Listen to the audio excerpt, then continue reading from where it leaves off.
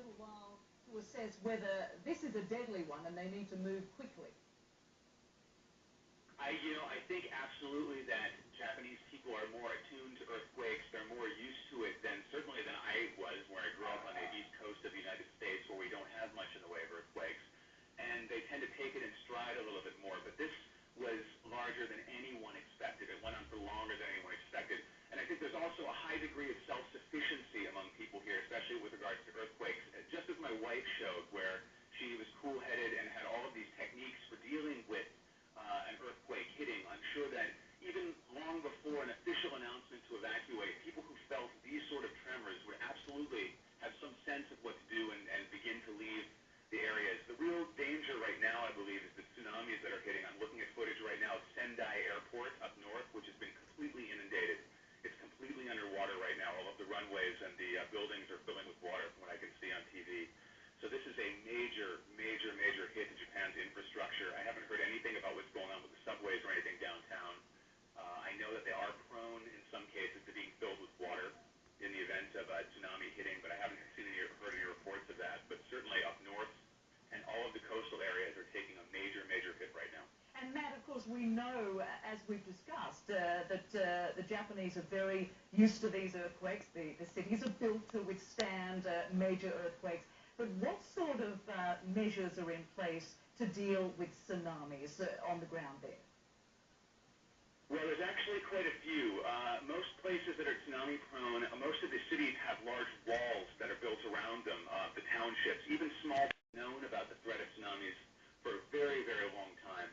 And there's almost no case that I can think of where a coastal city is not behind some kind of wall or built atop some kind of abutment to bring it far higher than the level of sea level. But that's what's precisely so frightening about these photos, because the waters look to be overwhelming a lot of these measures that have been put in place.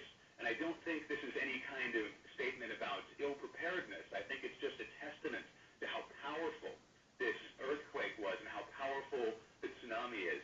That is, it's currently hitting Japan even as we speak on the phone right now. Indeed. I mean, this is unfolding before our very eyes, and as we talk the audience through this, and of course we're looking at these pictures now from the airport where people have gone to the highest ground they can possibly find, and of course water surrounds them at the base there, and as you mentioned, presumably that area where the water is sweeping under is a measure in place to ensure that when these tsunamis hit, the water can actually clear the area. But of course the problem is for anyone who unfortunately was on the ground at the time. Of course, Matt, we talk about... Y queremos una vez más llevarles a ustedes imágenes impresionantes de este terremoto de 8,9 grados que ha golpeado la costa japonesa occidental.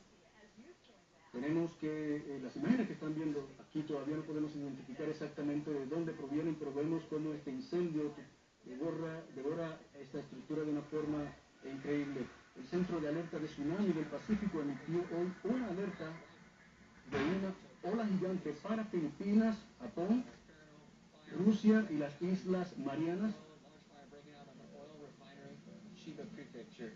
Black smoke seen billowing from the refinery, and it looks like firefighters are having an almost impossible situation to be able to control that at this time. Provienen de una refinería de petróleo. Obviamente el fuego es totalmente incontrolable en este lugar. El terremoto fue de 8,9 grados según el Servicio Geológico de Estados Unidos. Un aviso de Japón. El terremoto, cuya magnitud se cifró al principio de 7,9 grados, obviamente fue incrementado a 8,9, prácticamente inundado. No se sabe la cantidad de víctimas que hay en este momento. Pero lo que estamos viendo en este momento son imágenes totalmente increíbles, devastadoras, pero que ha causado esta ola en toda esta costa japonesa. Miyagi Prefecture, in the Sendai area, where a large tsunami has engulfed farmland, homes, cars. El sismo se produjo a unos 150 kilómetros de Sendai. Esto es en 24,4 kilómetros de profundidad. Esto ocurre exactamente, bueno, en el área, cerca del área, en la zona donde se produjo hace una situación devastadora la que está ocurriendo en la isla de Japón. Las autoridades filipinas también respondieron a la alerta con un aviso de precaución a la población de la localidad costera situadas al este del archipiélago, aunque hasta el momento no han dado instrucciones para una evacuación. Una vez más, el Centro de Alertas de Tsunami del Pacífico emitió hoy una alerta de ola gigante para los siguientes países: Filipinas, Japón, Rusia y las Islas Marianas.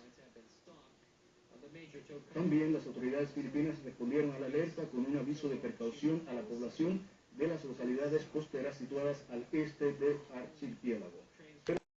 Tiene la cobertura de este terremoto. Well, I've had to get a kind of recap of exactly what happened because we did lose a little bit of time, track of time that is, as to what happened around 2:40. We were at Tokyo Station. It is one of Japan's busiest train stations underground to stay calm that there was a earthquake. And then the information started. We learned that the earthquake was offshore and that the tsunami was coming to the northeastern part of Japan. As we're getting a little more information about exactly what it was, we're learning it's a very large quake, 8.8 according to USGS. And we were last on the phone. I was on the phone with you, Rosemary, as we were talking, and I was trying to tell you about what was happening to the passengers. After people were told to stay put, eventually all the rail lines were stopped. People were let out of the underground, and we started to move up above ground. That's when we lost our cell signal. Cell signals are getting incredibly tough to get here in Tokyo. Phone lines are also very difficult. We have one phone line out of this bureau to try to reach people. It's very difficult to try to communicate. As I got from Tokyo Station to here, with no rail lines, with bus lines interrupted, it is extraordinarily difficult to get across Tokyo. You either have to walk, or if you get lucky, I got into a cab as somebody was getting out. I got into a cab and came across.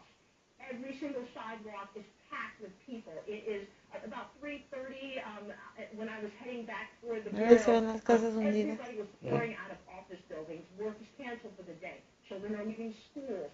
People are on the sidewalk trying to figure out how they're going to get home. People have to commute an hour sometimes back home, but they don't have any way to get there. So all the taxis are taken. It's an unusual sight to see the city of Tokyo, one of the most populous in the entire world, completely come to a halt. From what I can see, every single train line has been stopped. We're not hearing any planes in the air.